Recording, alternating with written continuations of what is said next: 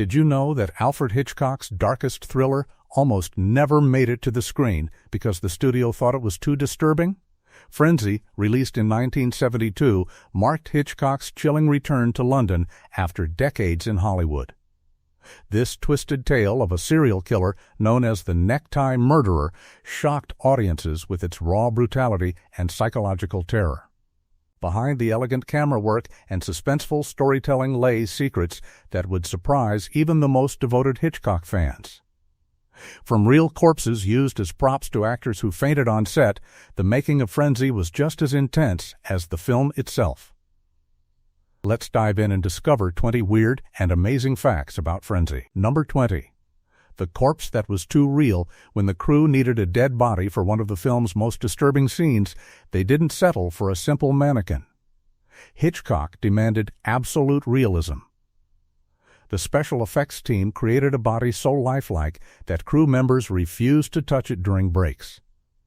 They molded every detail from real human measurements, including skin texture, hair placement, and even the subtle discoloration that happens after death. The silicone material felt cold and clammy, just like actual flesh. When actress Anna Massey first saw it lying on the set, she screamed and stepped backward, thinking someone had died. The director smiled at her reaction.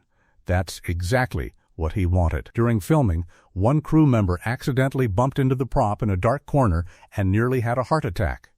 Another time, a studio visitor thought they'd stumbled onto a real crime scene and called security. The guards arrived with flashlights, ready to investigate a murder, only to find Hitchcock sitting calmly in his director's chair, sipping tea. He found the whole situation hilarious. The body cost thousands of pounds to create, but Hitchcock believed every penny was worth it. He understood something important about horror. The brain knows the difference between fake and real. Even when we consciously know something is artificial, our primitive instincts react to lifelike details. That dummy appeared in several crucial scenes, and each time, it created genuine unease in both cast and audience. What looked like simple movie magic was actually elaborate psychological manipulation. Number 19. Hitchcock's cameo went horribly wrong. Alfred Hitchcock appeared briefly in nearly all his films, and fans loved spotting him. For Frenzy, he planned a cameo in a crowded London street scene, appearing as a man in a bowler hat listening to a political speaker. Simple enough, right? Wrong. The filming day turned into a nightmare. Hitchcock stood in Covent Garden surrounded by hundreds of extras, waiting for his 3-second moment. But word had spread that the famous director was filming in public. Within minutes, a massive crowd gathered. Tourists pushed forward with cameras. Autograph seekers blocked the street.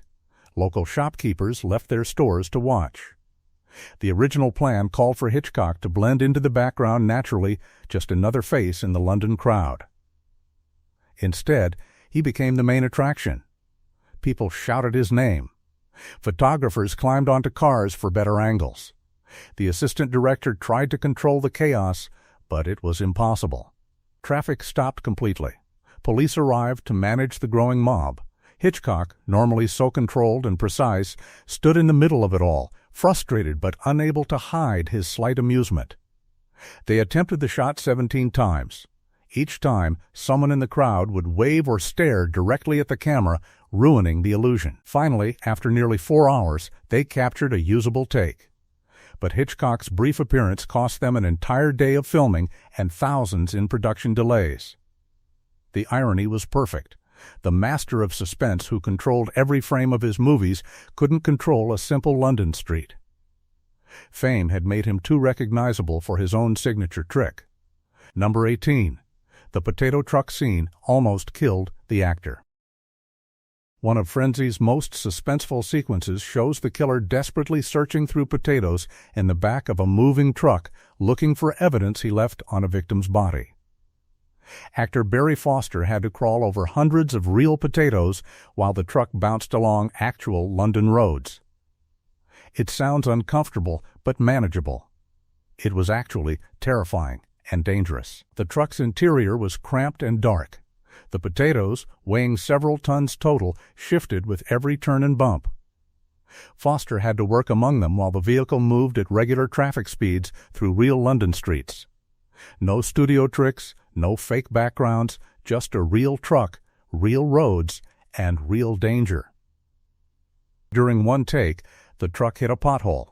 The entire load of potatoes avalanched forward, burying Foster completely.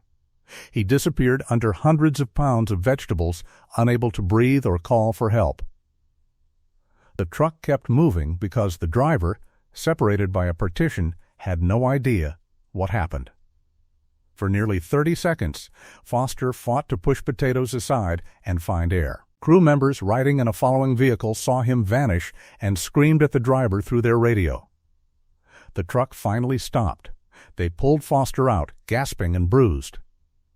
Hitchcock asked if he needed medical attention. Foster, determined to finish the scene, refused. They did 6 more takes. Each time, Foster risked being crushed or suffocated. Years later, he said he'd never felt so physically afraid while filming. What audiences saw as brilliant suspense was actually an actor fighting for his life among vegetables. Number 17.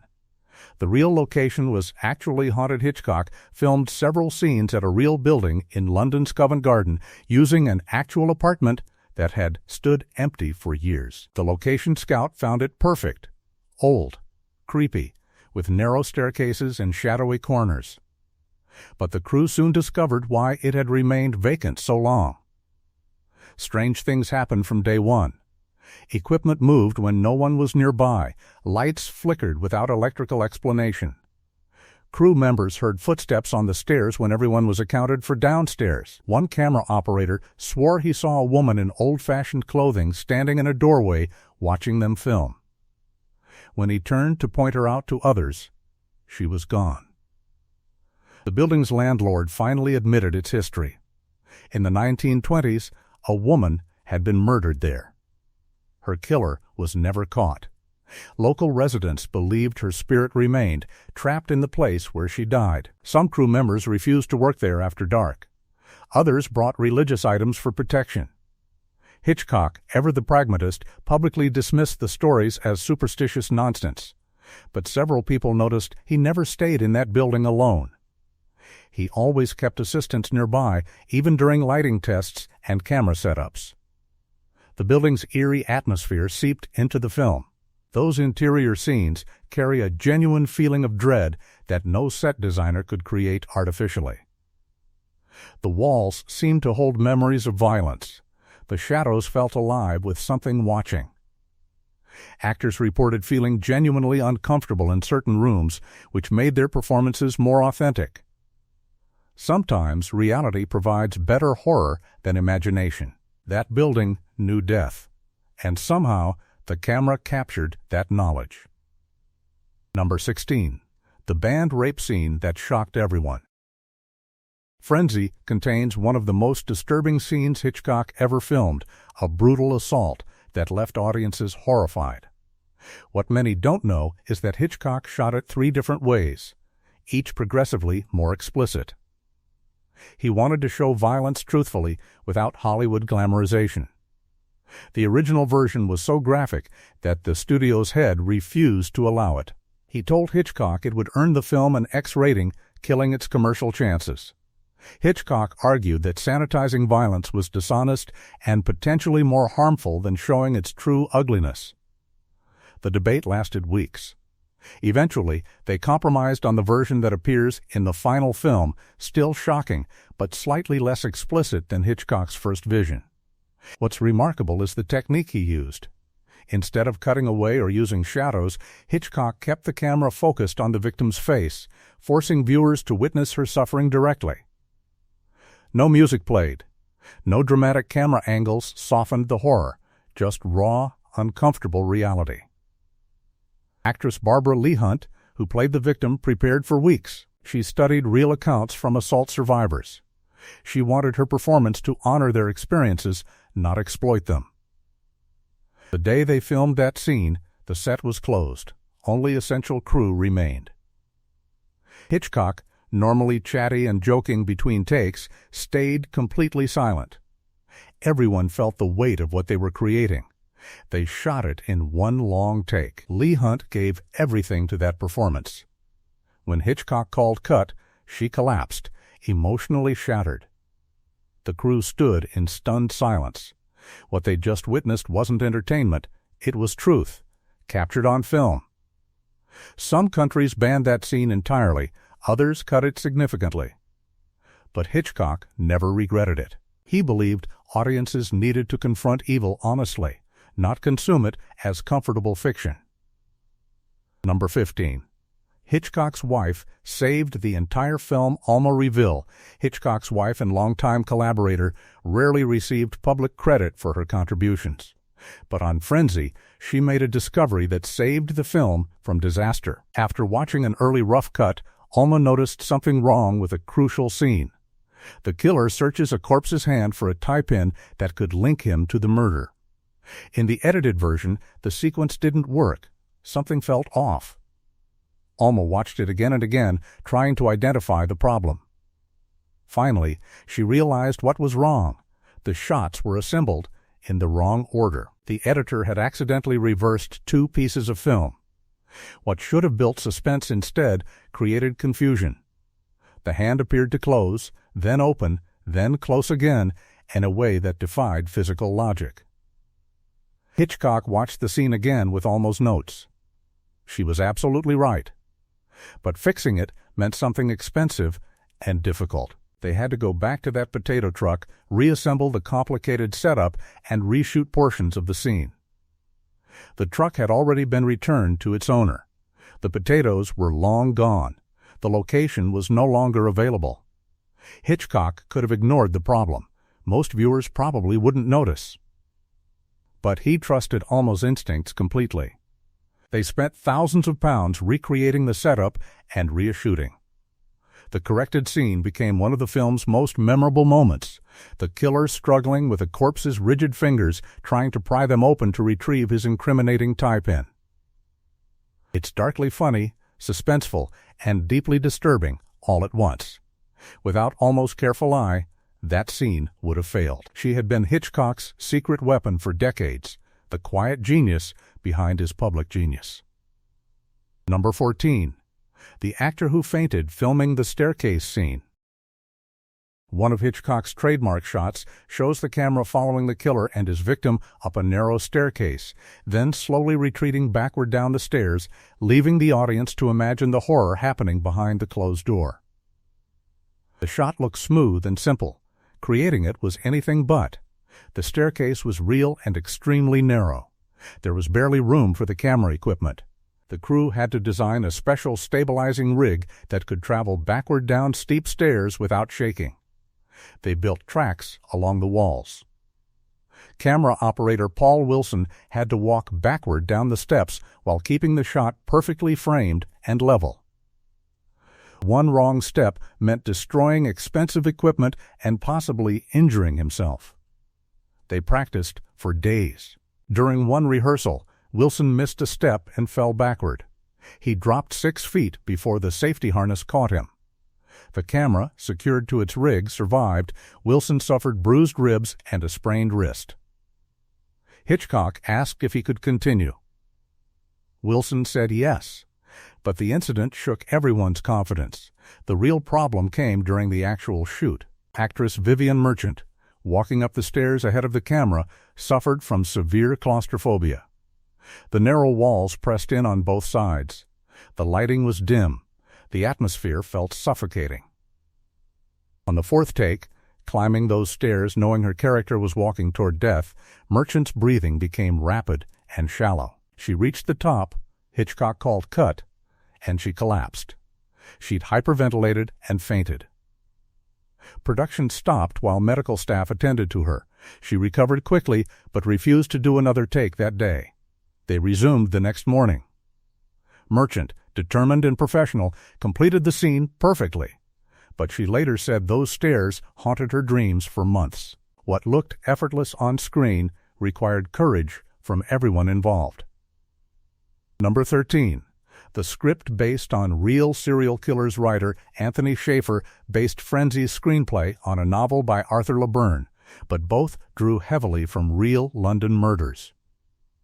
The necktie murderer in the film closely resembles several actual serial killers who terrorized England, particularly during the 1940s and 60s. The details were sometimes taken directly from police files. The method of killing, strangulation with a tie, matched real cases. The locations mirrored actual crime scenes. Even some dialogue came from documented witness statements and trial transcripts.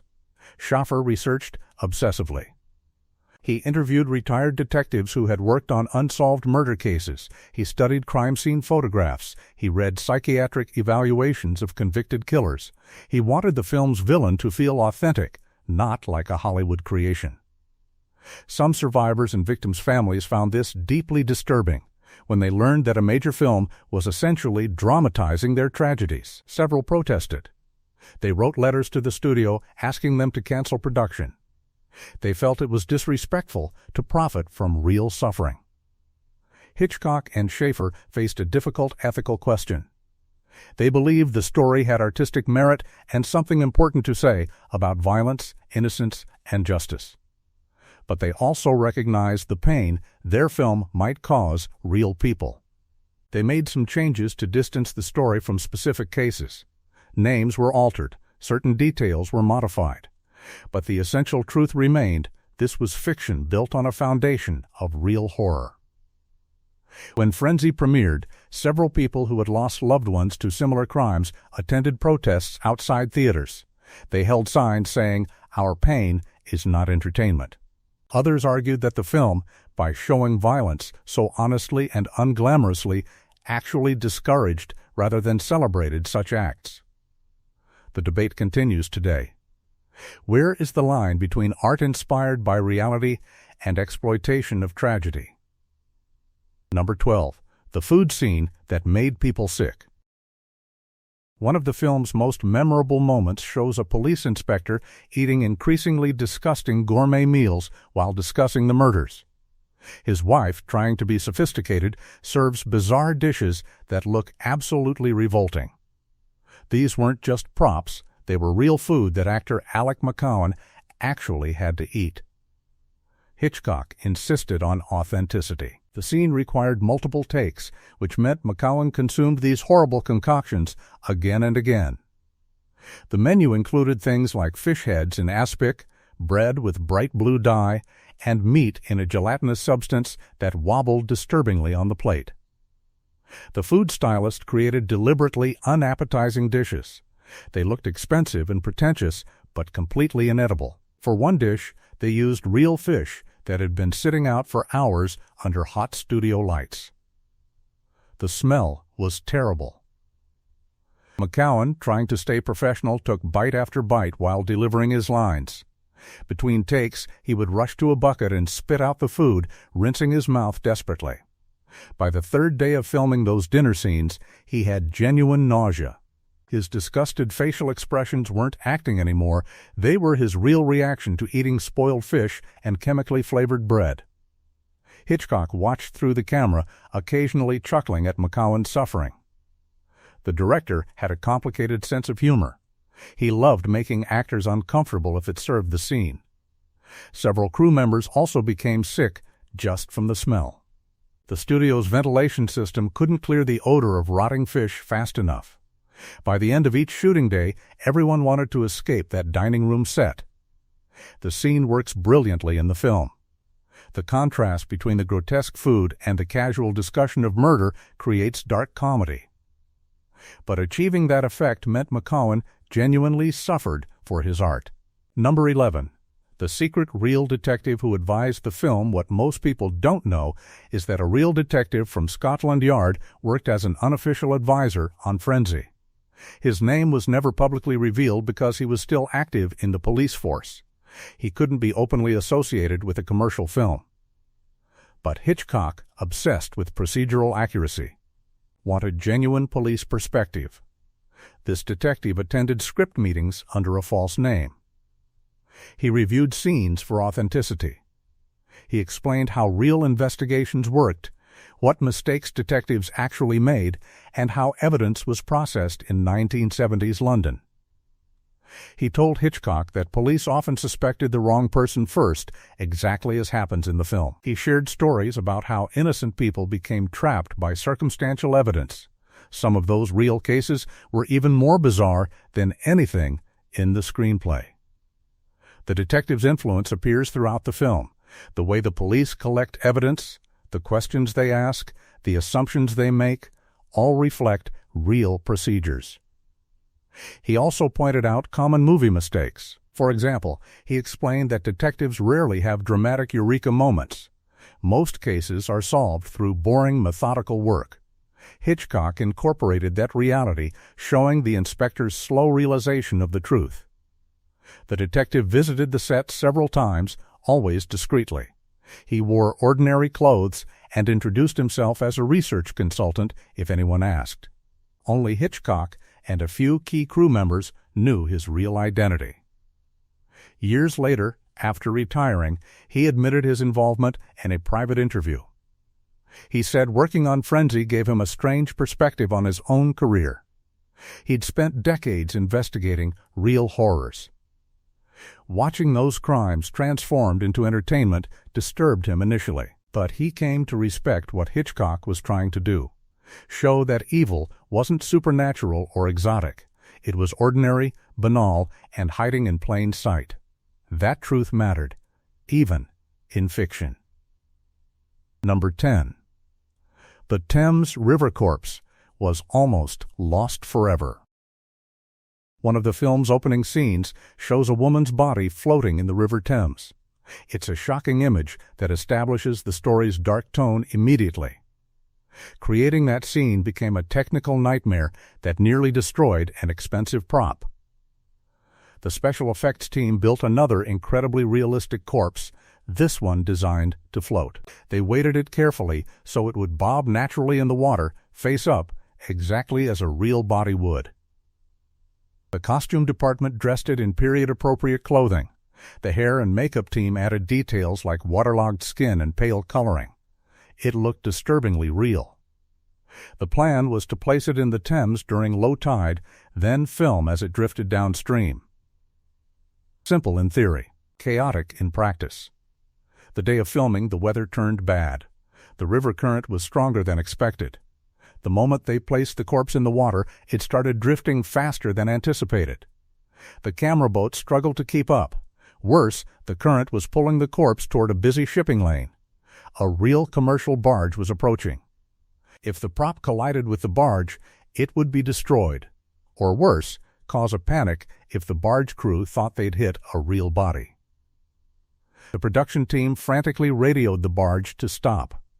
Maritime law required the barge to investigate any possible body in the water. If they reported it, police boats would arrive, shutting down filming for the entire day. The assistant director, thinking quickly, jumped into a small motorboat and raced after the prop. He leaned over the side, trying to hook it with a pole while the boat bounced over waves. He missed twice. The corpse kept drifting toward the barge, now only 50 meters away. On his third attempt, he snagged the costume and hauled the prop into his boat. The barge passed by moments later, its crew unaware of the near disaster. They successfully filmed the scene later that afternoon once the weather improved and the current calmed. But those few minutes of chaos nearly cost them the shot and thousands of pounds. Number 9. Hitchcock's health crisis during production. Hitchcock was 72 years old when he made Frenzy, and his health was declining. What the public didn't know was that he suffered a serious health crisis midway through production. After a particularly long day of filming, he collapsed in his trailer. The studio doctor examined him and found dangerously high blood pressure and signs of a possible minor heart episode. The doctor recommended immediate hospitalization. Hitchcock refused. He had just a few weeks left to complete principal photography. Stopping production would cost hundreds of thousands of pounds and potentially kill the project entirely. Against medical advice, he continued working. But the crew noticed changes. Hitchcock, who usually stood for hours behind the camera, now sat in a special director's chair, standing only for crucial moments. He took frequent breaks. His energy faded noticeably by afternoon. His longtime assistant director took on more responsibilities, making minor decisions that Hitchcock would normally handle personally. Some crew members worried he might die on set. They'd seen his face turn gray with exhaustion, watched him struggle to climb even a few stairs. But Hitchcock's determination was absolute. He'd been making films for almost 50 years. He wasn't going to let his body betray him now. The stress affected his mood. Usually playful with practical jokes and dark humor, he became quieter and more irritable. He snapped at people who made small mistakes. He seemed to be fighting not just to finish the film, but to prove he was still the master filmmaker he'd always been. After production wrapped, he was immediately hospitalized for a week. Doctors told him he needed to slow down, reduce stress, and consider retirement. Hitchcock heard them, but didn't listen. He would make 2 more films before his death 8 years later. Frenzy represented something important to him, proof that age and illness couldn't diminish his artistic power. Every frame of that film contains his stubborn refusal to surrender. Number 8. The actress who quit and ruined her career. Originally, a different actress was cast in the role of Barbara, the first victim. Her name was Helen Morse, a rising star expected to have a major career. She attended early rehearsals and script readings. Then, suddenly, she quit. The reason shocked everyone. Morse had read the full script carefully and realized how brutal her character's death scene would be. She met with Hitchcock and expressed concern about how the violence would be filmed. Hitchcock explained his vision, unflinching, honest, refusing to look away. Morse said she wasn't comfortable participating in such a graphic scene. She felt it crossed a line from artistic expression into something exploitative. Hitchcock, who had final approval over casting, could have forced her to honor her contract. Instead, he let her go without argument. But the industry punished her for walking away. In 1970s Hollywood, refusing a Hitchcock film was considered professional suicide. Morse was labeled difficult and unprofessional. Roles dried up almost immediately. Directors who had expressed interest in working with her suddenly weren't available. Her agent struggled to find her any significant parts. Within 2 years, her promising career had essentially ended. Barbara Lee Hunt, who replaced Morse, gave a powerful performance that earned critical respect. But that role also became a double-edged sword. She was forever associated with that traumatic scene.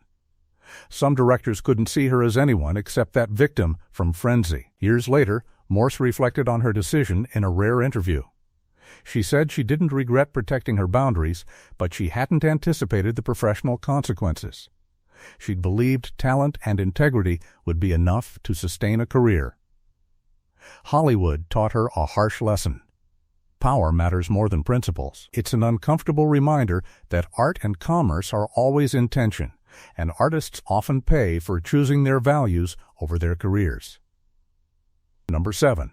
The tie that became evidence in A Real Crime 1 of the film's central props was the necktie used by the killer. The production designer chose a specific type, a silk tie with a distinctive pattern, something memorable but plausible for an ordinary man to wear. They made dozens of copies for continuity purposes. After filming wrapped, most props were stored or discarded. But one of those ties ended up in a London costume shop, sold as surplus. 2 years after Frenzy's release, police investigated a real murder in London. The circumstances were disturbingly similar to the film, a woman strangled in her apartment. At the crime scene, they found a tie matching the exact pattern from Hitchcock's film. The detective, a Frenzy fan, immediately recognized it. This created a strange investigative puzzle. Had the killer been inspired by the movie? Was he deliberately copying the fictional necktie murderer? They traced the tie's origin and discovered it had been purchased from that costume shop, one of the actual props from the film. The killer, when eventually caught, admitted he'd seen Frenzy multiple times. He'd been fascinated by the character. Purchasing and using the actual movie prop had been his way of transforming fiction into reality. The case raised disturbing questions about the relationship between media violence and real behavior. Did Hitchcock's film inspire a real murder? The killer had clear psychological problems predating the movie. He'd likely have committed violence regardless. But he'd chosen to model his crime on fiction, using an artifact from that fiction as his weapon. The tie was entered into evidence at trial. It remained in police archives for years, a bizarre connection between Hollywood entertainment and genuine tragedy. Hitchcock was horrified when he learned about the case. He'd always defended his films against accusations of promoting violence. Now, one of his props had literally become a murder weapon. It haunted him for the rest of his life. Number 6. The secret alternate ending that was never filmed. Anthony Shaffer's original screenplay contained a dramatically different ending. In his version, the wrongly accused man doesn't survive to be vindicated. Instead, he dies in prison from injuries sustained during his escape attempt. The real killer is eventually caught, but too late. Justice fails. The innocent man's death goes unavenged and unmourned, except by a few who believed in him. It's a dark, cynical conclusion that would have fundamentally changed the film's meaning. Hitchcock seriously considered filming it. He'd built his career on stories where fate was cruel and arbitrary. He liked endings that disturbed rather than comforted audiences. For weeks, he debated which version to shoot.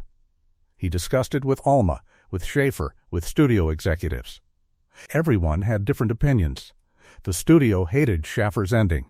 They argued audiences wouldn't accept such bleak nihilism. The innocent man had to survive. Justice had to prevail, even barely. Otherwise, people would leave theaters depressed and angry. Hitchcock understood their commercial concerns, but he also resented being told how to end his own film. Alma, finally, convinced him. She argued that the film's real horror wasn't whether the innocent man lived or died, it was showing how easily an ordinary person could be destroyed by circumstantial evidence and public hysteria. That theme was clear regardless of the ending.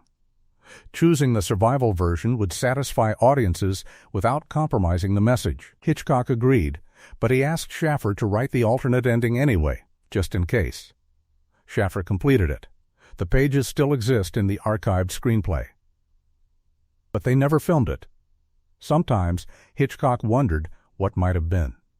Would the darker ending have made Frenzy more powerful, or would it have alienated audiences so completely that the film's other messages were lost? We'll never know.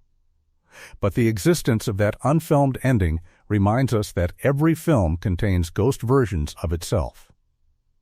Number 5. The building they filmed was scheduled for demolition. The apartment building used for the killer's residence had an expiration date.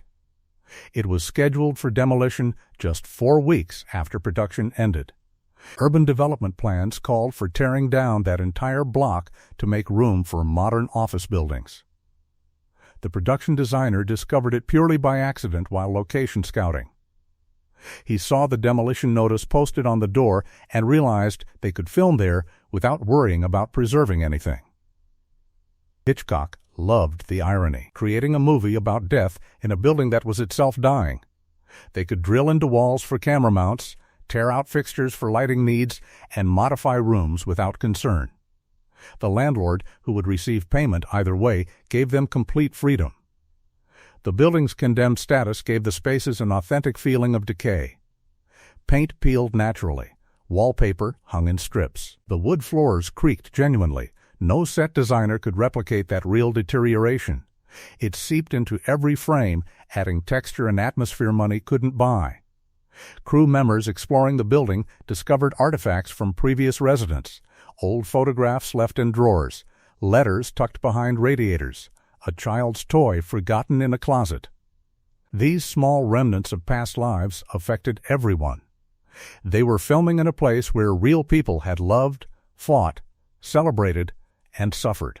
Now, It was all being erased. On the final day of filming, the cast and crew held an impromptu wake for the building. Someone brought wine. They toasted the old structure, acknowledging that their film would be its last purpose before destruction. 3 weeks later, the wrecking balls arrived. Within days, the building was rubble. The modern offices that replaced it stand there now, sleek and anonymous. But that condemned building lives forever in frenzy, preserved in film, its final act giving life to Hitchcock's dark vision. Number 4. The sound designer's nervous breakdown. Sound designer Gordon McCallum faced an impossible challenge on Frenzy. Hitchcock wanted the audio to feel absolutely realistic, real London traffic, real footsteps, real breathing. But he also wanted certain sounds heightened for emotional effect. The breathing during the murder scene had to be audible, but not theatrically loud. The footsteps on the stairs had to sound threatening without being obviously manipulated. McCallum worked 18-hour days mixing and remixing, trying to satisfy Hitchcock's incredibly specific demands. The director would listen to a sound passage and say things like the third breath is wrong or the footstep lacks weight. McCallum would adjust and play it again. Hitchcock would find a different problem. This went on for weeks. The breaking point came during the potato truck sequence. Hitchcock wanted the sound of the corpse's fingers breaking as the killer pried them open. Not implied, actually audible. McCallum recorded various materials being snapped and cracked. Celery, chicken bones, dry pasta, wooden sticks, nothing satisfied Hitchcock. Too soft, too sharp, too artificial. McCallum became obsessed. He stopped sleeping properly. He listened to recordings in his dreams. His wife grew concerned about his deteriorating mental state. Finally, McCallum used actual medical specimens, preserved bones from a teaching hospital. He broke them individually, recording each crack and snap. The sound was perfect. Horrifyingly, unmistakably real. Hitchcock approved immediately.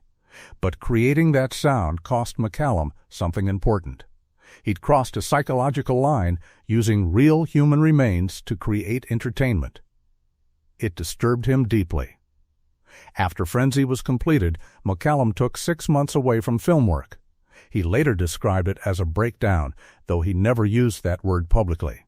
He'd given everything to Hitchcock's vision, including a piece of his own peace of mind. The irony was that most audiences never consciously noticed those sounds.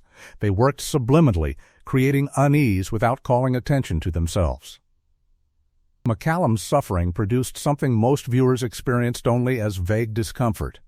Number 3.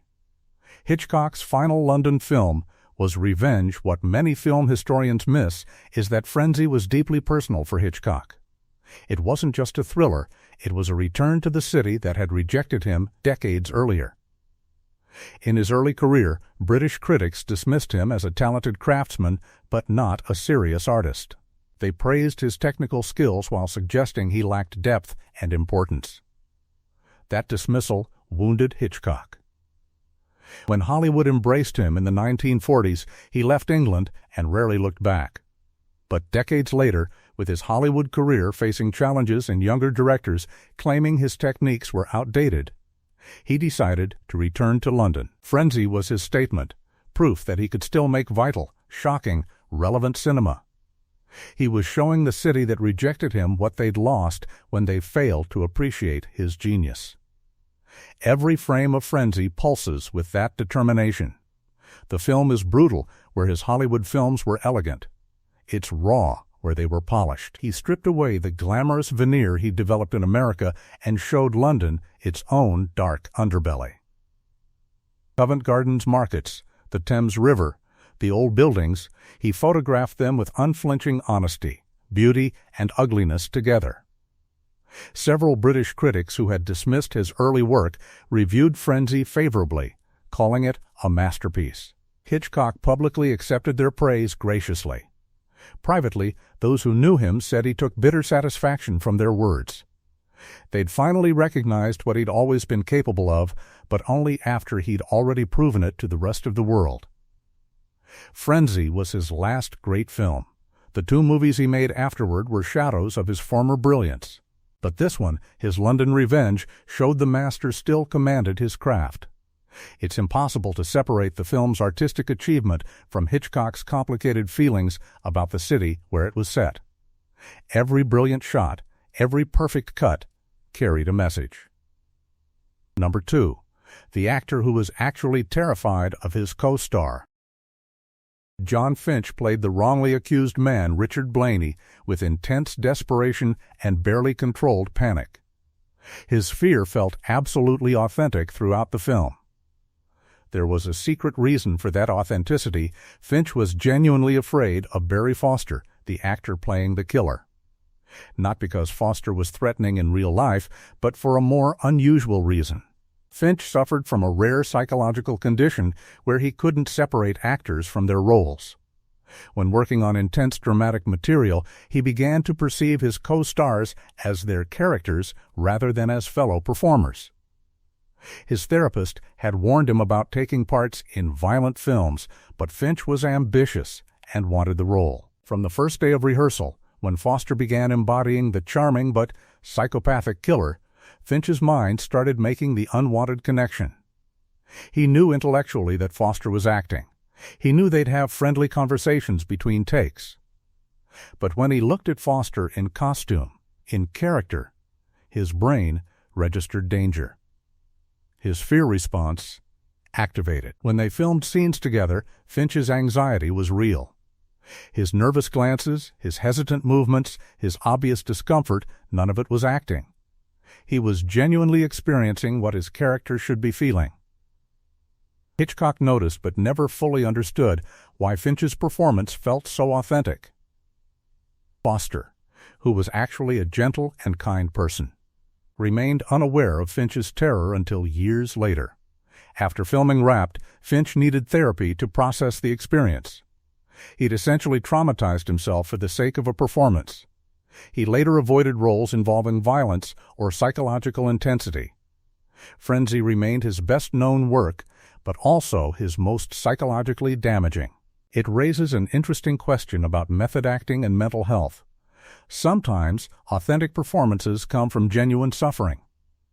But is the art worth the cost to the artist? Number 1. The film that almost ended Hitchcock's career. The most shocking fact about Frenzy is how close it came to destroying Hitchcock's legacy entirely. Before its release, industry insiders predicted disaster. Hitchcock's previous film had been a commercial and critical failure. He was in his 70s, working in a film industry that had changed dramatically. Young directors like Francis Ford Coppola and Martin Scorsese were creating grittier, more modern cinema. Hitchcock seemed like a relic from another era. Studio executives saw early footage and panicked. The violence was too explicit. The tone was too dark. The pacing felt old-fashioned. They believed it would alienate both Hitchcock's traditional audience and younger viewers who wanted something more contemporary. There was serious discussion about minimizing the film's release, maybe sending it straight to television, cutting their losses. Hitchcock knew this might be his final chance to prove his relevance. If Frenzy failed, he'd be remembered as a once great director who stayed too long and tarnished his own legacy. The pressure was enormous. The night before the premiere, Hitchcock barely slept. Alma held his hand and reminded him that they'd survived failures before. But this felt different. He was old, tired, and facing a world that might not want his kind of filmmaking anymore. Then the reviews came. Critics praised Frenzy as a masterpiece, a return to form, proof that Hitchcock remained vital and relevant. Audiences responded strongly. The film was a commercial success. Hitchcock's reputation was not just preserved, but enhanced. He'd gambled everything on one dark, brutal, uncompromising vision, and won. What appeared to be just another Hitchcock thriller was actually a career-defining moment. It was the difference between ending his life as a fate it has been, or as a master who stayed brilliant until the end. Every frame carried that enormous weight. Bonus fact, the secret final shot that Hitchcock cut at the last minute. After the film was completely finished, edited, scored, and ready for release, Hitchcock made one final change that almost no one knows about. The original ending included an additional shot, just 5 seconds long, that appeared after the final scene. The killer sits in a police car, handcuffed, being driven to jail. The detective sits beside him. In the final version, the film ends with a darkly comic exchange between them, but in Hitchcock's original cut, there was one more shot. The camera pushed slowly closer to the killer's face as he stared out the car window. His expression was blank, empty, showing no remorse or fear or anger. Just nothing. And then, barely visible, the corner of his mouth twitched upward into the smallest hint of a smile. Hitchcock filmed that shot secretly, with just the actor and one camera operator. He didn't tell the studio, he added it to his personal cut.